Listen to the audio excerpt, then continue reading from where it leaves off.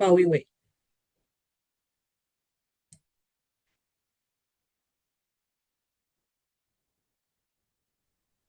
Tanya, it's not sharing sound. Thank you. I'll fix that. I forgot to click the little button.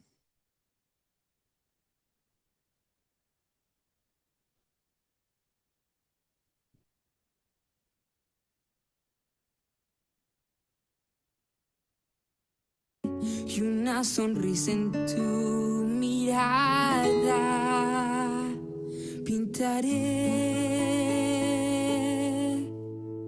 No habrá distancia entre los dos. Al viento volaré mi voz con mis deseos a tu alma llegaré.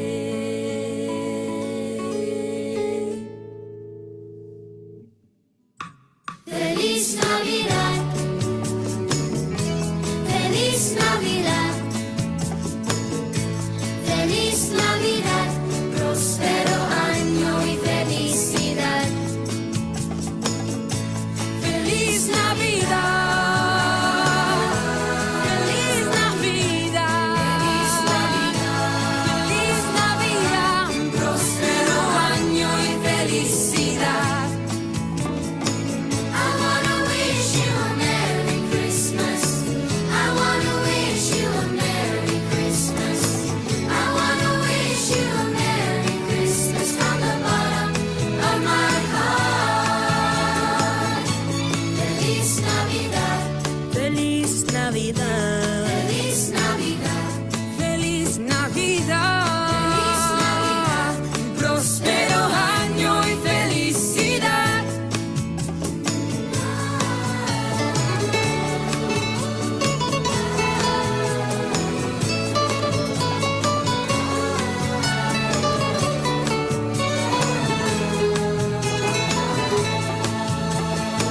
I wanna wish you a Merry Christmas. I wanna wish you a Merry Christmas. I wanna wish you a Merry Christmas from the bottom of my heart. Feliz Navidad. I wanna wish you a Feliz Navidad. Feliz Navidad. Próspero año y felicidad. I wanna wish you a Merry Christmas. I wanna wish you a Merry Christmas. I wanna wish you a Merry Christmas from the bottom of my heart. Deseos a tu alma llegaré. Feliz Navidad. I wanna wish you a Merry Christmas from the bottom of my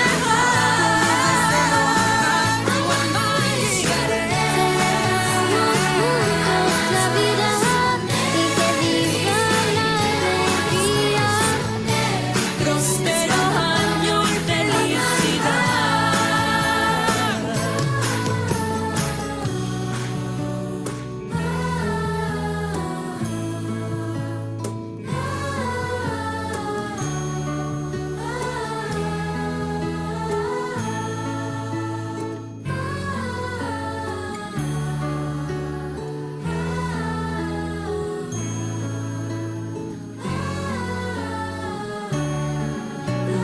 Feliz Navidad.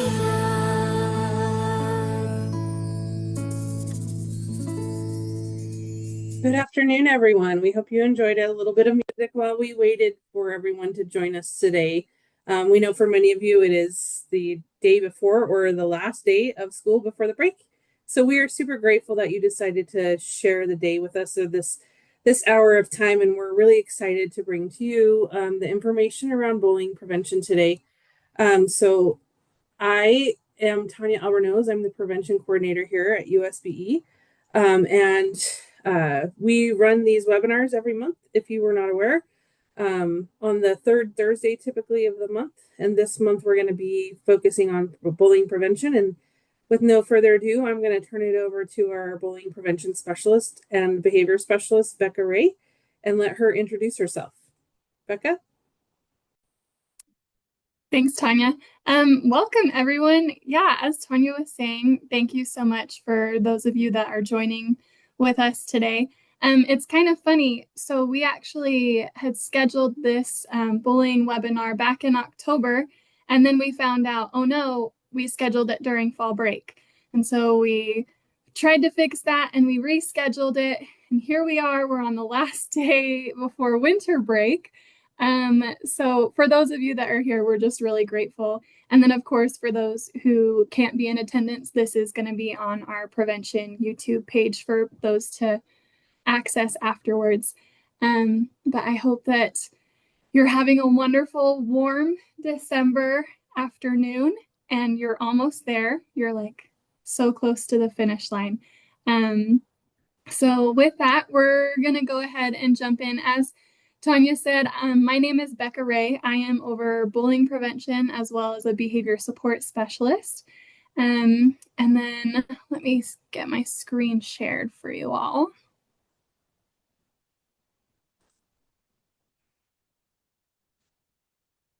Okay, can I get a thumbs up if you can see that? Beautiful. Thank you. Okay, so again, with a Lunch and Learn, we never require you all to have your cameras on, but I would love engagement in the chat, just because it's not fun to talk to outer space sometimes, and especially for an hour. I don't think anyone wants to hear me just mumble on for an hour. So throughout this presentation, I'll ask some questions. So if you could just drop answers and responses in the chat, that would be fantastic.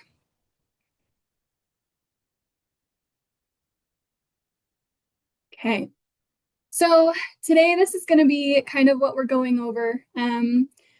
Right now, bullying is one of the top 5 concerns that LEAs are reporting to us and requesting support with. And so we're kind of going to broadly go over the foundation of what bullying looks like, as well as the impact that it has. We'll talk about some interventions that educators can use, as well as just how we can support students that have been impacted by bullying. And then we'll also touch on some information. There's been a lot of changes, as many of you know, legislatively. And so we'll go over some of that towards the end, as well as resources that you can all use. So this is kind of the goal. We're starting this training with the goal of providing you information to support you in navigating all of these new requirements, as well as this ongoing issue that we're seeing. We know that, you know, students that are impacted by bullying at school, it doesn't just affect their mental health, it affects their academics, it affects school climate. And so really creating an environment where everyone can feel safe is the best for being able to be successful. And so not only that, while we want our students to feel safe, I was actually having a conversation the other day with an LEA and talking about kind of some of the challenges in navigating these bullying situations and the impact that it was having on the staff as well as the students. And so our goal is really to provide resources that can support you and reduce that burden when it comes to all of these action plans and investigation. And so hopefully you'll be able to take some of the information that we go over today to move forward with how you respond to bullying incidents in your school. We'll also talk about some of the resources that are coming soon that I'm really excited about, and we'll address that at the end.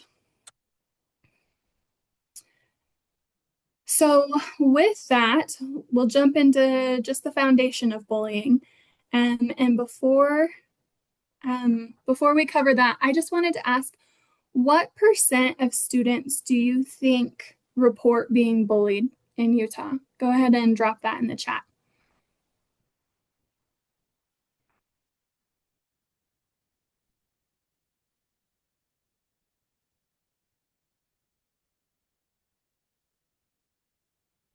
All right, so I'm seeing a pretty wide range, it looks like. Quite a few 10s and 20s. I've got a 60%, 43. All right, so here in Utah, it is approximately 1 in 5, which is about 19%. So those of you that picked 20, good work. But that's what we're seeing reported. I do want to highlight that research has shown that incidents that are occurring are probably about 20% higher. However, this is what's actually coming to us and getting documented. So with that, we're about average or on par with the national average. So thankfully not higher or lower. There was, many of you probably saw the SHARP survey just came out last Thursday, I want to say. There is a section on bullying in there. And I want to say off of memory, it might be 18%. I think there was a slight reduction when I looked at the report.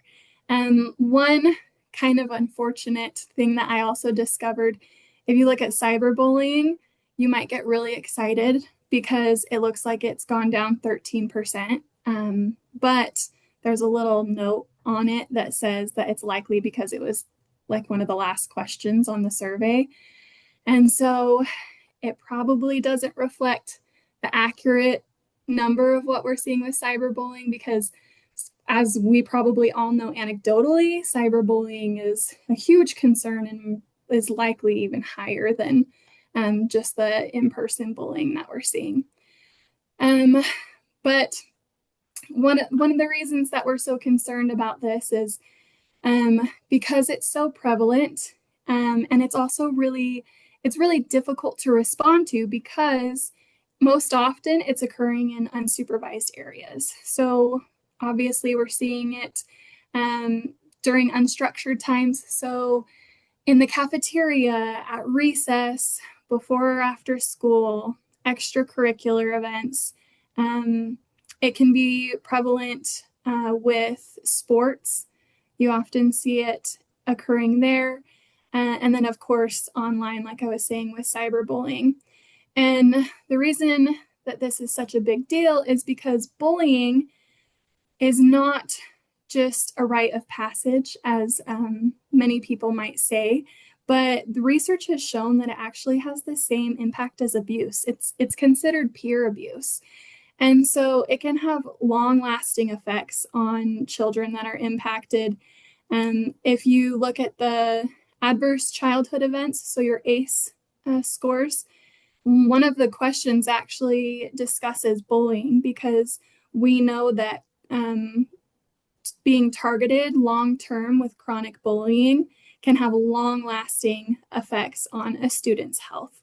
And so that's why we really want to make sure that we're doing everything in our power to support those students and decrease bullying in our schools.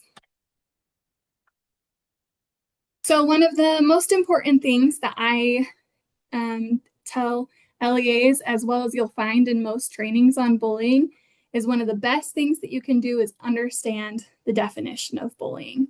Because right now we are kind of in a climate where everything might seem like bullying. So something happens, someone looks at me wrong, they bullied me, right? And this can be spectrum wide. So someone might say something's bullying, and it's something minor, like someone looked at them funny. But also, it could be something as extreme as experiencing assault and students not really understanding what happened to them. And so, it was just bullying. So it's really important to be familiar with the definition. And this is the common definition that you'll find throughout trainings. It's been researched for I think back in like the 1970s is when they came up with this acronym. And so the PRI acronym can be really helpful for remembering what bullying is. And that is, so with the P, you have an imbalance of power and strengths. So this can be real or perceived, it can be physical strength, it can be popularity, having a big group of kids versus one student, having access to embarrassing information that might harm others. We often see it with students that are bullying others with disabilities. And so that imbalance of power can help kind of differentiate between if it's an equal peer conflict, which we'll dive into here in a minute. In addition to that, the R stands for repeated over time. And so that is, it's happening more than once, or it has the potential to happen more than once. I will highlight that here in Utah, there is in the definition in code, we also count a single egregious event. And so if something is egregious, which I would encourage you to consult with your legal counsel if you're a little bit fuzzy on whether or not it might count as egregious, but that might constitute bullying as well. And then we've got our I, which is intent to cause distress or harm.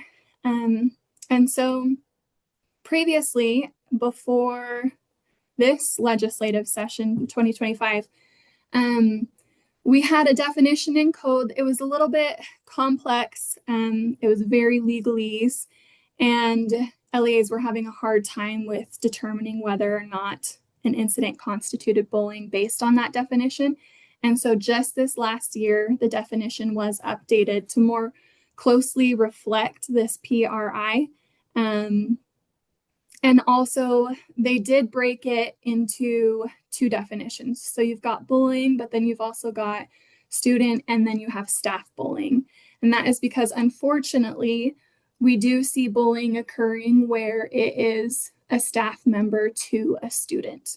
And then student bullying would be just student to student. And then again, yeah, we have the caveat that a single egregious event may also be considered bullying. So I briefly mentioned determining whether or not something is conflict versus whether or not it's bullying.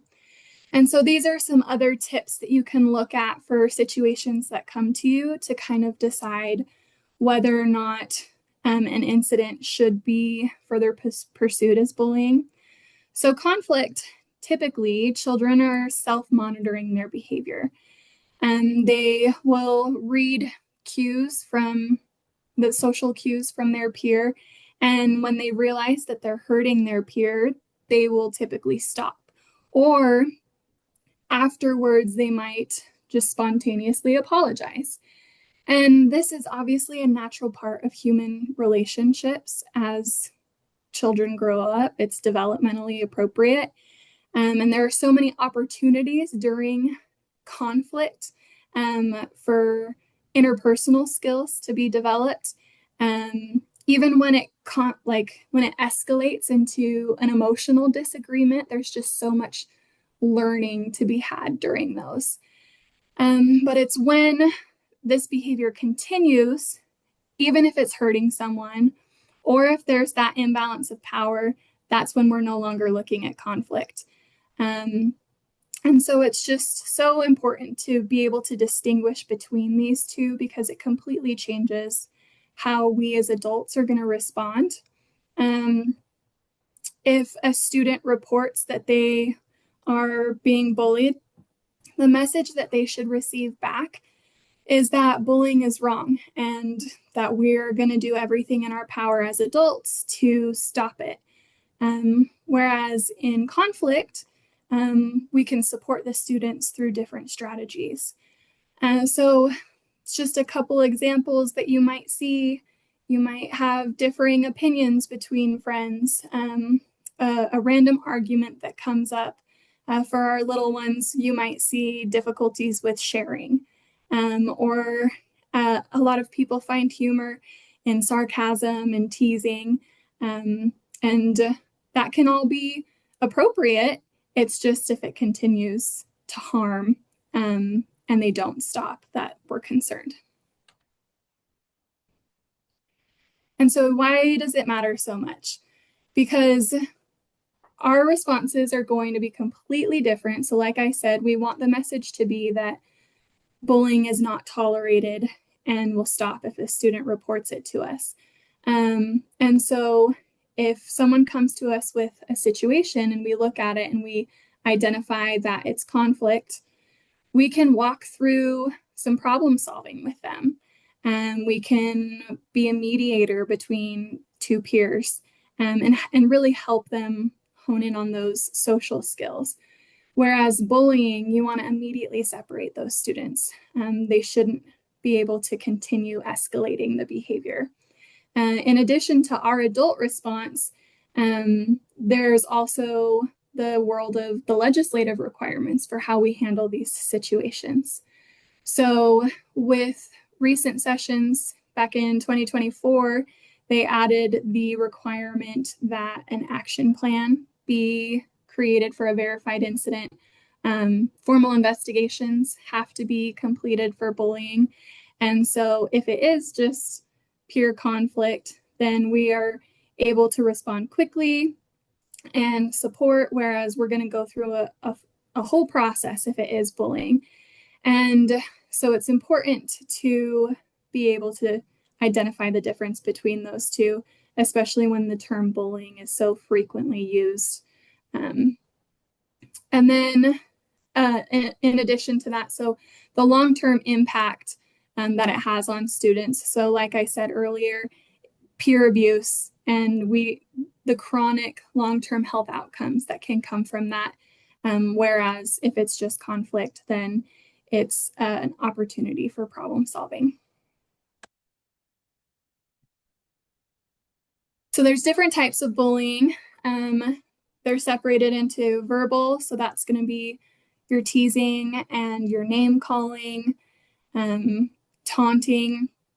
You've got your social, so we often see that as leaving someone out on purpose or embarrassing someone in public, telling a group not to be friends with someone. Those can all be examples. Your physical bullying is your spitting, tripping, pushing, taking someone's things. And then, of course, cyberbullying is really anything that happens through electronic means. I do have this note here that sexual harassment might occur in tandem with these things. So what that would look like is for verbal bullying, maybe they're making like inappropriate comments, sexual crude comments towards a student.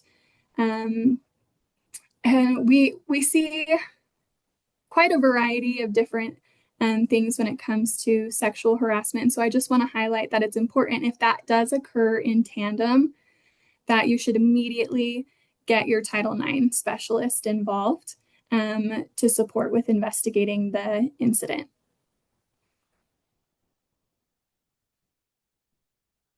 So that was a little bit about just general overview of what bullying is. And so now we're going to talk about the impact that bullying has. So bullying impacts everyone that's involved. So the student that's targeted, the student who bullies, including bystanders. And so here's just a short list, not comprehensive at all, of what students can experience when they've been involved in a bullying situation. So students who are bullied, they might experience depression and anxiety, decreased academic achievements, and are at the long-term health impacts that I mentioned earlier. Whereas students that are witnesses, they also could experience negative outcomes similar to those who are bullied, which can be pretty surprising. So increased use of substances, mental health struggles such as depression and anxiety. It's also really interesting. There's another particular subgroup that's not on this slide. So students who bully and are bullied, they're actually at the highest risk for long-term negative outcomes. And they are students who are most likely to go on and find themselves in the, what's the word I'm looking for? Judicial system, juvie, and whatnot, and engage in risky behaviors later in life as well. And then also, the National Association of School Psychologists found that about 70 to 80% of students have found themselves in one of these roles during their school years. So it's impacting everyone. And with that, it impacts your total school climate, right? So in addition to the negative effects that it's having on these students individually, it also impacts kind of the relationships between adults and students. So if students are witnessing bullying frequently, they might not feel safe at school. And we might start seeing some chronic absenteeism, especially for students who have been bullied. It impacts the relationship of having trust with adults. So if bullying is occurring and you see a teacher that just turns a blind eye to it, then you don't feel as safe at school, right? And that can also be seen as supporting the bullying to those who are witnessing it. And so it's really important that we make sure that we're responding because we want to develop the safe school climate rather than this narrative that you've often heard where like snitches get stitches. Sometimes that can kind of get passed around the school. And so we want to make sure that students know if there's an adult that I can talk to that will respond, then this will be handled. And again, it negatively affects attendance, academic performance for all roles that are involved.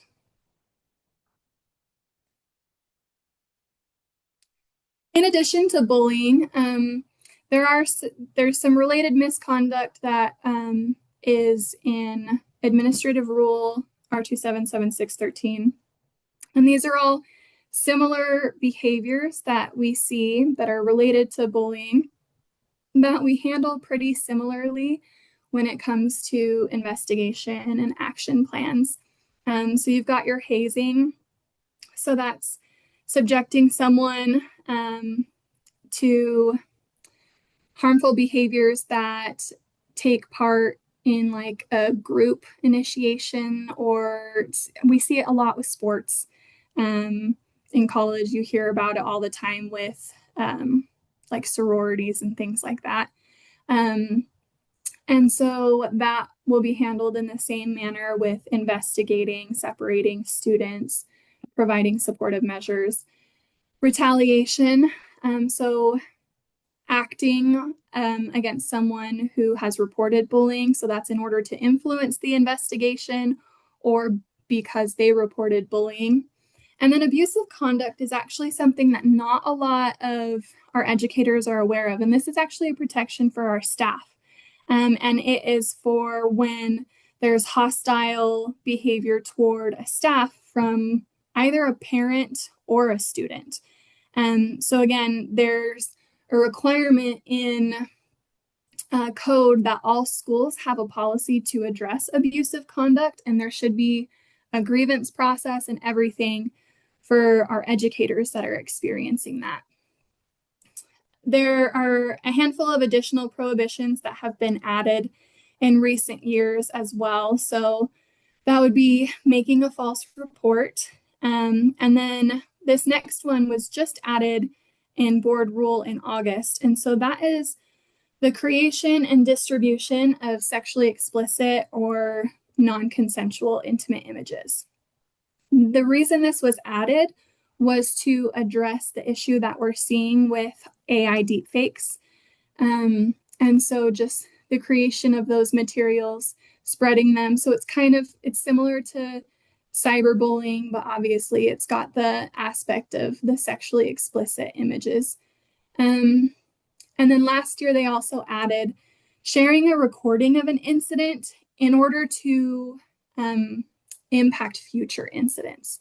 So that would be, there's an incident in the hallway, I recorded it, I spread it across social media.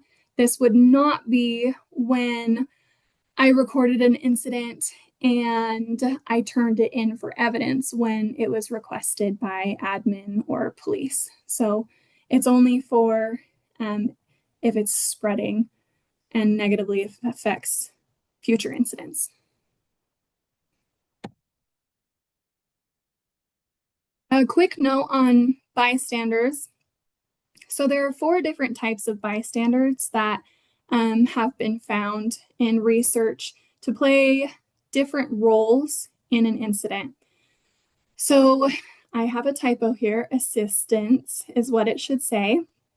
And then that's going to be someone who's helping the person who's bullying, joining in. They might like physically restrain or block the person that's being targeted. And so in this situation, they're helping the student who's bullying. You've got your reinforcers. And so those are kind of the people who are on the outside and maybe they're laughing or cheering, they're recording. Your outsiders, they witness it, but they don't get involved. They stay out of it. And then you've got your defenders and your upstanders. This is really what we want our students to be empowered to do. And these are going to be the students that are helping by intervening, extending support to the student who's being bullied. And it doesn't even have to be in the moment. You'll find a lot of curriculum interventions, different things like that, that really focus on like bystander interventions. And it can be difficult because when you think about it, how many times have we been in a grocery store and seen someone just being awful to a customer service worker? And like, did we intervene, right? It can be so scary because behavior is so unpredictable. You don't want to further escalate a situation. It takes quite a bit of courage, and it's not something that we typically do. So to expect a student who doesn't have as great of social skills as we do to do the same thing can be really challenging. But we aren't expecting them to intervene and stand up for someone in the moment. If they do have those skills and the courage to do it, that is fantastic and amazing. But there are other ways that they can support a student, and that can be just taking the student and walking away with them. After an incident, they can provide supportive words and encouragement. Long term, they can make sure that that student has a peer or a friend to sit by, because we know that students who bully typically are looking for another student who is seen as weaker. That's where that power imbalance comes in. And so doing things to support the student who is targeted, so they are no longer perceived as that, can be really beneficial. And then just a great statistic. So when bystanders intervene, bullying stops within 10 seconds, 57% of the time. And it doesn't have to be them standing up for the student. It can be just those subtle ways like I was talking about. Another thing that gets brought up quite a bit is the relationship between bullying and suicide. So this relationship is incredibly complex.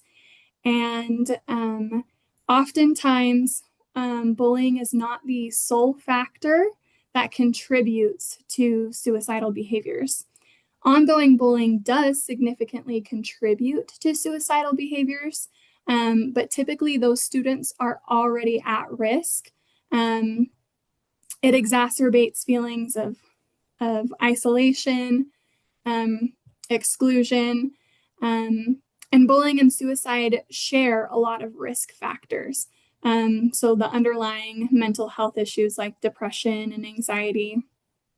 And then those students who perpetrate bullying, or who are both, like I was saying, the role of those who are bullied and bullied, they face an increased risk of suicidal thoughts and behaviors. And so there's almost always a mental illness involved. If you throw in substance use, the risk goes up 90%. And it can be really difficult in the research. They try to determine like what came first, the chicken or the egg, right?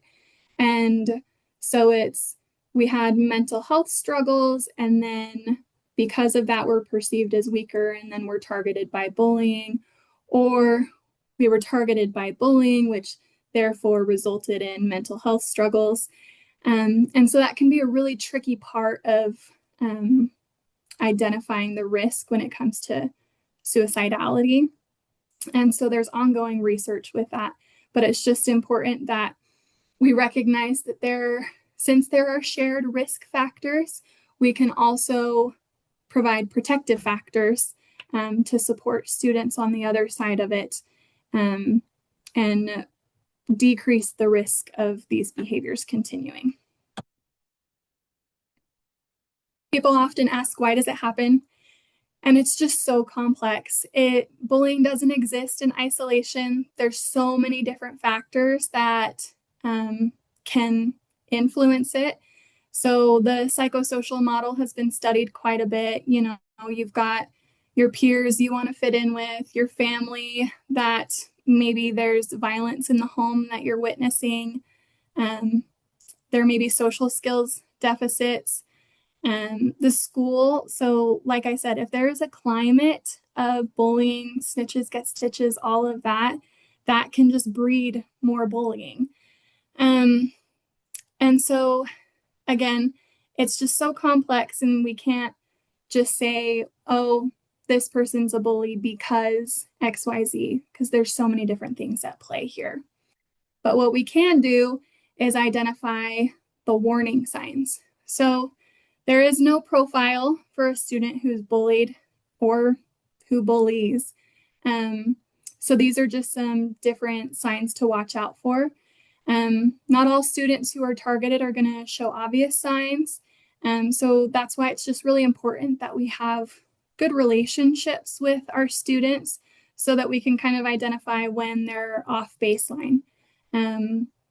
You've got your behavioral changes. So suddenly they're avoiding social situations. Maybe, you know, you watch and you've got Sally and Whitney and Brittany, and they're usually all hanging out together, and suddenly one of them has kind of split off and is no longer associating with the other two. That can kind of clue you into something happening. Physical symptoms, so often reporting upset stomach, frequent headaches, they're struggling with sleep.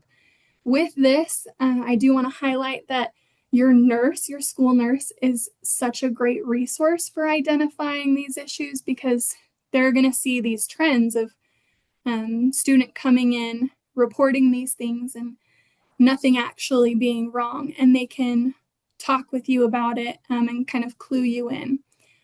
So it's important to make sure that you're looping them in conversations about students that you're concerned about. Eating habits, are they just throwing away their lunch now? Maybe there's been property loss, so parent calls and keeps saying that different things are missing out of their backpack, hiding screens. And then, just if you notice that a student is being singled out because they are being perceived as different, having low self-esteem, those are all things that can contribute. And so now we're going to talk about how we prevent as well as how we respond. So prevention is obviously way more effective than intervention, postvention, and that is having a positive school climate. All of the research that has been done on bullying really shows that if you handle one bullying incident, you're handling one bullying incident and you're just putting a Band-Aid on it. And that bullying should be responded to at a systems change level. So we should be, implementing these universal interventions and supports. And so we know also that to prevent bullying, kids who know what bullying is and can identify it when it's happening are going to be able to decrease instances more effectively. And so, oftentimes you'll hear a student say that someone didn't bully them because it's their friend. And it's because they don't really understand that bullying can occur in a friendship. And so making sure that we're teaching them what bullying is the number one thing. And not only just our students, but again, our staff should know what bullying is, as well as our parents, because when our students go home and report what happened to their parents, their parents should be able to also identify whether or not it was just conflict, a disagreement, or if it's something that they need to be on the phone with us at the school to kind of make a game plan for moving forward. Teaching students how to handle it. So you hear interventions like stop, walk, and talk, or also making sure that our students know how to report bullying. And so whether that be anonymous reporting, making sure that they have a relationship with a trusted adult, and just maintaining that good communication. And then, like I said earlier, there are all these risk factors that contribute to bullying, and those are the same risk factors that contribute to suicidality, making sure that we're supporting students by building protective factors.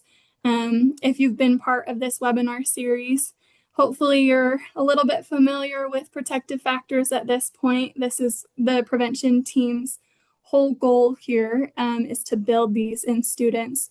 And so that's going to be our concrete supports. So being able to access to services that meet their basic needs. You've got your shelter, your sleep, knowledge of development, teaching that intelligence isn't fixed, having healthy social connections. That's one of the best things that you can do when it comes to bullying, because students who have healthy relationships with peers, different friendships, they are less likely to be targeted because they're not going to be perceived as weak. Resilience, being able to manage stress, and then cognitive, social, and emotional competence. So that's going to be your executive functioning skills, emotional regulation skills, different things like that. And having all of those can help significantly in reducing the likelihood of risky behaviors occurring. And that's everything from bullying to substance use to gang involvement. And so those are all different ways that we can make sure that we are preventing bullying.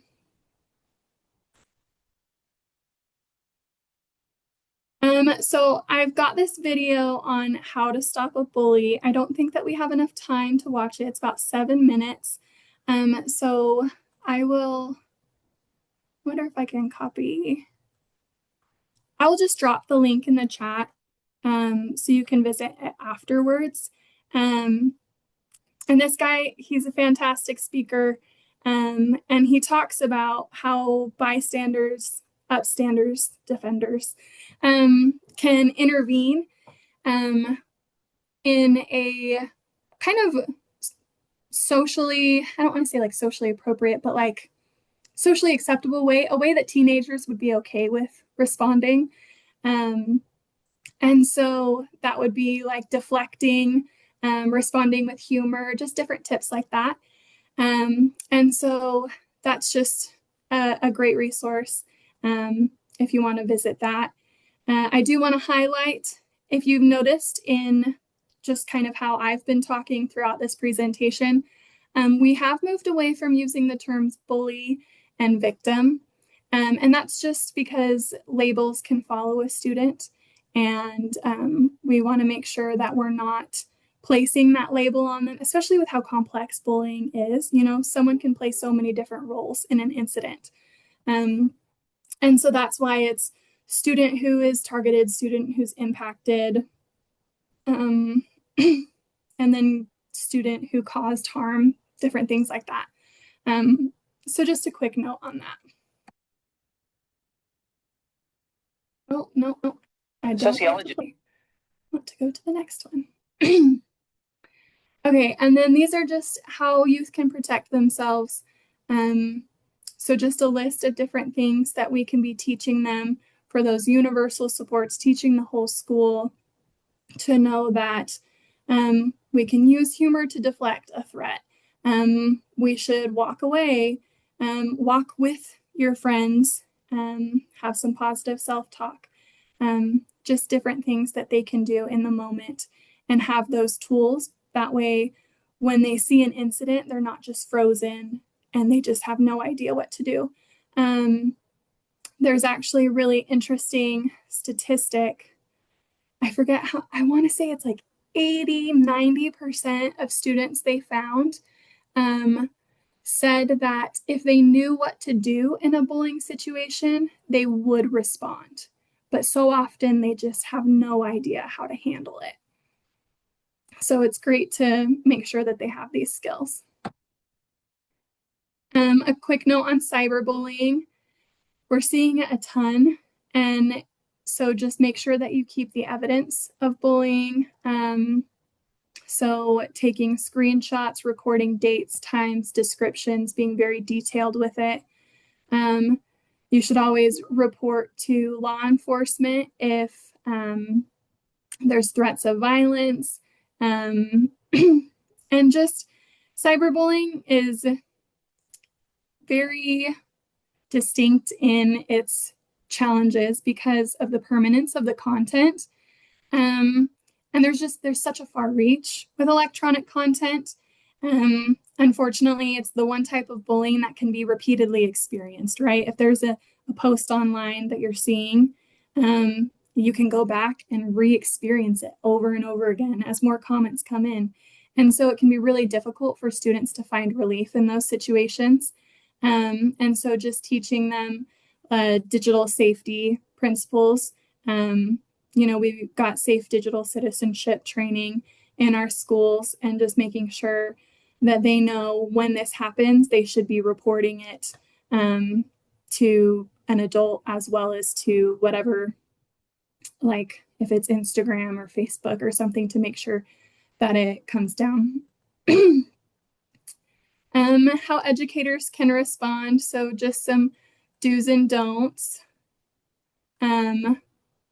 So responding consistently that it's not tolerated, and making it clear that, like I said earlier, it could be seen as silent agreement if you don't do anything.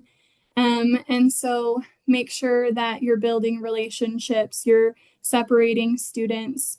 And then it's also it's a requirement for educators to take prompt action to stop harassment and protect students from these detrimental conditions. Making sure that they feel safe. You can talk through what happened. Stress management, refer to your school-based mental health provider, and they can work with a student on different ways that a student can move forward after being impacted. Just having really thoughtful conversations. It's important to be curious but not judgmental when a student confides these things to you. And we don't want to be telling them just ignore it. We don't want to blame them or tell them to fight back. And then this is just for parents. We don't want parents fighting with each other. Then it bleeds into the community, which can make it even more challenging. And so these are all just different ways that you can help advocate for a student, but also not be seen as someone who's agreeing or supporting. Some ineffective school efforts. So punishment is the least effective long-term intervention. It might stop something right then and there. It does not address the root cause or prevent it from reoccurring. So while we've got bystander interventions are great, bullying prevention lessons, those are great, but make sure that they're not occurring just as isolated, one-size-fits-all approaches. Like, this is a complex problem that should be addressed to look at what environmental factors, right? So like, yes, I want to teach students bystander interventions, but I also want to consider, are there areas of my school where there's lack of supervision, and how can I support that piece as well? So just making sure that we're not targeting it in isolation and that it's a complete like systems change approach. And so schools should be, really focusing on school climate. That's going to be the best thing that you can do for bullying, making sure that you're assessing it. So refer to whatever data you have on bullying, identify where is it happening? Do we need to increase supervision in certain areas? Different modifications that we can do. Providing training, making sure everyone understands the definition of bullying, building relationships, and just continuing that over time, because it's not something, because it's so complex, that we can just stop next month. It's something that's going to be a work in progress, especially for how prevalent this is. As for programs, the most effective elements of bullying programs are going to be parent involvement, supervision, consistency, classroom strategies, as well as student training. So like I said, not something in isolation, but targeting many different things. And so making sure that when you choose a program that you implement at your school, that it has these components, because school-based programs that have this will see a 20 to 23% reduction. And so just making sure that anything has those pieces.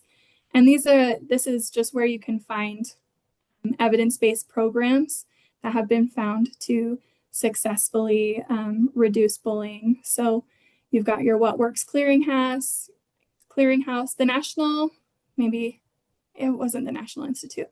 I think it was the OJJDP, so Juvenile Justice and Delinquency Program. They came out with a curriculum, I want to say it was just like a year or two ago, specifically for bullying prevention and school safety. And so these are all great resources for you to reference. And then, of course, in addition to all of that, we want to make sure that we are supporting the legislative and administrative rule requirements. I've talked a little bit about all of these, but we've got the updates for requiring an investigation when something's reported to us. We now, if there's a verified incident, there should be an action plan to support students. And then the definition that was updated just recently. I mentioned this earlier. There was in board rule back in August, the addition of the prohibitions on creating like deep fakes as well as sharing recordings. There's also the requirement that we provide training on safe digital citizenship, which should be something that LEAs are already doing. just making sure that you're also addressing cyberbullying within that.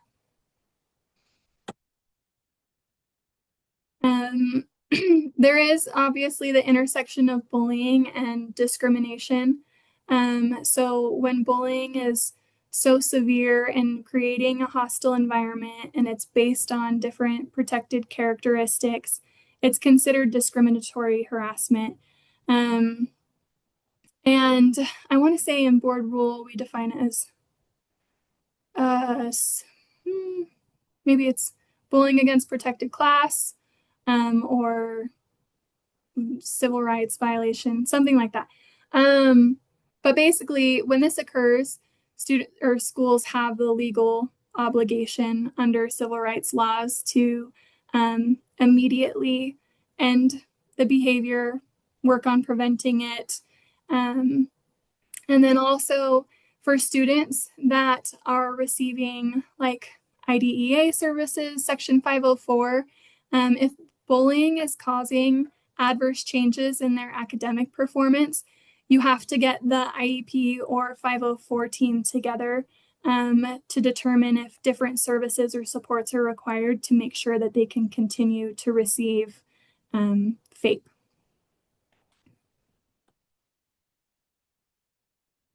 These are all just the training requirements in board rule. So there should be training on the federal laws to prohibit discrimination, as well as on bullying, cyberbullying, hazing, retaliation, all of those similar behaviors. In addition to the right of free speech and how it differs, I will highlight one really exciting thing that is coming up. Is we're working on a model Canvas course, and it should be done so soon. And it covers the majority of these things. There's still room for some local control in determining how you train on free speech, but most of these other items are covered. I'm going to go quickly through these next ones due to that we're short on time. But action plans. So when you have a verified incident, these are the items that should be in your action plan. And we are creating resources for LEAs. There's a policy checklist that has been developed that has all of these items. So you can just make sure that it's included, as well as some model forms. In addition to the model policy, so many model things are coming, I promise.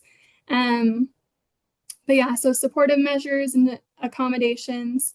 I do want to highlight for a student that's targeted, they should not be changed educational placement or their schedule. We should be looking for other measures to respond to and support them. And then similarly for students who caused the incident, here's just a list of what we should be doing to support them. We should be notifying parents whenever an incident occurs. They should be looped in on the action plan. However, if they do not participate in the action plan or refuse to, schools can still move forward with creating one. Accountability practices. So just a quick note on when you're considering a restorative conference, making sure that it's handled from a restorative system. So the two students shouldn't be required to be put in a room together. That can cause the student who targeted the other to like continue and impact them and can kind of increase that power imbalance. So we really don't want them to be together. They should be handled separately in a restorative way. And just because that can exacerbate things. And making sure that we're getting parent permission for that. And it should be between trained adult facilitators. This is just a kind of infographic on what we send parents as a state when they reach out to us about a bullying concern at a school. We really encourage, obviously, resolving things at the local level, You guys are the ones who know the students and can make the determinations. And so we encourage them to follow the grievance process. And if they are unable to resolve those, then it can be escalated to the state, and that's when we would reach out to you. And we're reaching out just to support. I review the policies each year. I reached out to many of you for anything that's missing in policies, and that's really just to make sure that all of your I's are dotted and your T's are crossed. But that's a resource that students and parents have.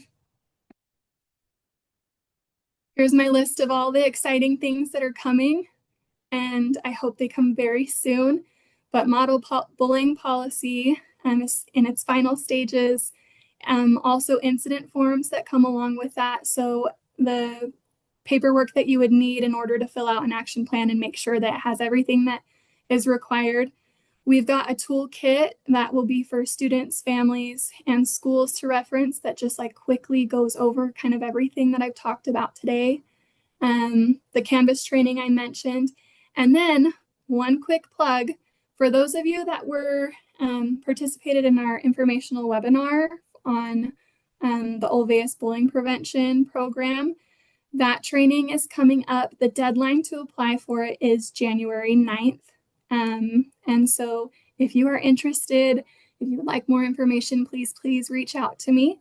It is a pilot program for 15 schools here in Utah, and USBE will fund it.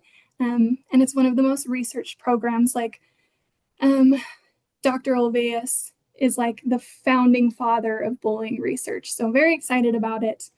We'll just jump through these. This is some resources. And then lastly, contact information for me and then for Tanya, who spoke at the beginning. So yeah, that is all. Thank you so much for joining us today. I will pass it over to Tanya really quick. Awesome. Thanks, Becca, so much. We appreciate you being here. There was one question. Aaron will reach out to you by email. He was just wondering about where you can get more information on abusive conduct. I do want to thank you all for your attendance today and let you know that our next webinar is scheduled for January 15th. We're going to be covering substance use prevention, current trends and practices for substance use prevention. So we hope that you'll join us on January 15th. And please participate in our follow-up survey just to give us feedback and so we can improve these webinars for you. And I hope you have a wonderful holiday season. Thanks so much, everyone.